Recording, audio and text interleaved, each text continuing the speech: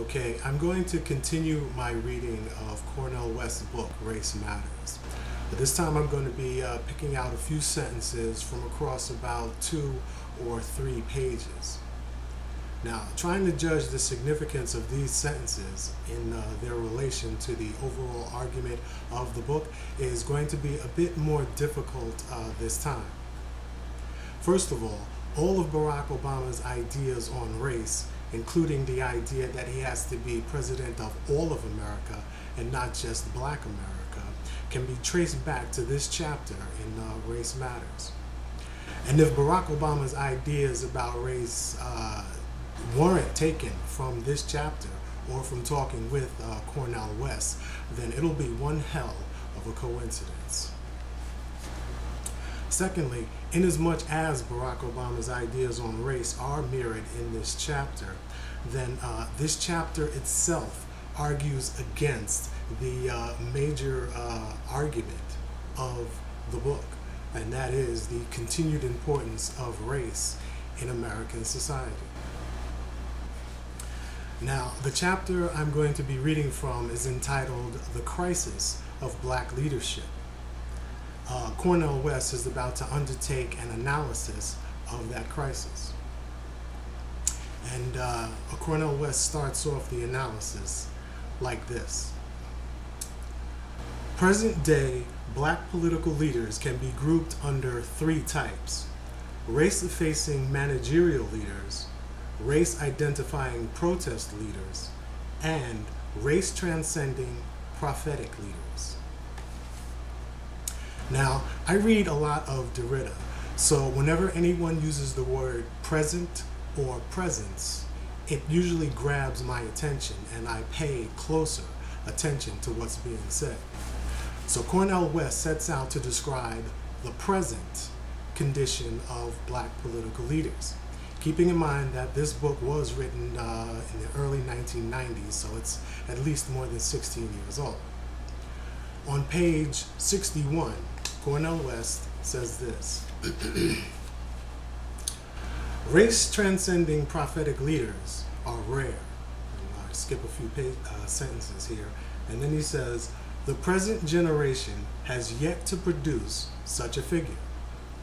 This void sits like a festering sore at the center of the crisis of Black leadership. He is describing the absent under the category of the present.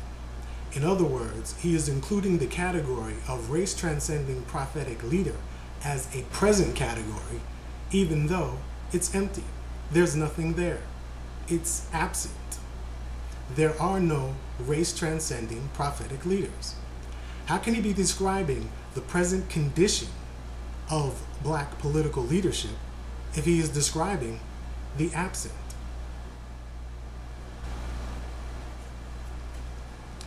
Okay, let's begin again. There are still 2 categories left. He starts out the analysis by saying this.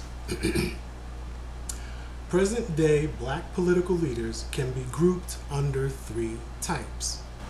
Now, Cornel West has set out to describe the present condition of Black political leaders, right? Now, this time, I am emphasizing the fact that Cornel West is the one doing the describing. He is the one conducting the analysis and arranging the categories. Now, on page 60, Cornel West says this. The second type of Black political leader, race-identifying protest leaders. And then I skip a few sentences here, and then he says, when such leaders move successfully into elected office, they usually become managerial types. Now, isn't the managerial type the first category? If the race-identifying protest leader becomes a race-effacing managerial type upon moving into an elected office, how does the race-identifying protest leader merit being given his own distinct and separate category? If he is the earlier stage of the managerial type, why is he given his own distinct category? Now, this second category offers yet another difficulty. which when I read the book for the first time caused me like a considerable amount of confusion, right? Okay, so this is page 60. Cornel West says this: the second type of black political leader, race-identifying protest leaders, often view themselves in the tradition of Malcolm X, Martin Luther King Jr., Ella Baker, and Fannie Lou Hamer. Yet they are usually self-deluded. They operate more in the tradition of Booker T. Washington. Now, did he just say that Booker T. Washington is an example of a race-identifying protest leader? Allow me to read that sentence one more time. The second type of black political leader, race-identifying protest leaders, often view themselves in the tradition of Malcolm X, Martin Luther King Jr., Ella Baker, and Fannie Lou Hamer. Yet they are usually self-deluded. They actually operate more in the tradition of Booker T. Washington. Now, the difficulty here lies in the question, who is supplying and defining the category? Is it Cornel West, or is it the black leaders who view themselves in the tradition of Malcolm X and Martin Luther King Jr.? Where does the category race-identifying protest leader come from? What Cornel West says is that these leaders are self-deluded and that they are more accurately described as Booker T. Washington types. If they are more accurately described as Booker T. Washington types, then why isn't the second category called the Booker T. Washington style leaders? Now, let me be as clear as possible about what it is I'm saying here.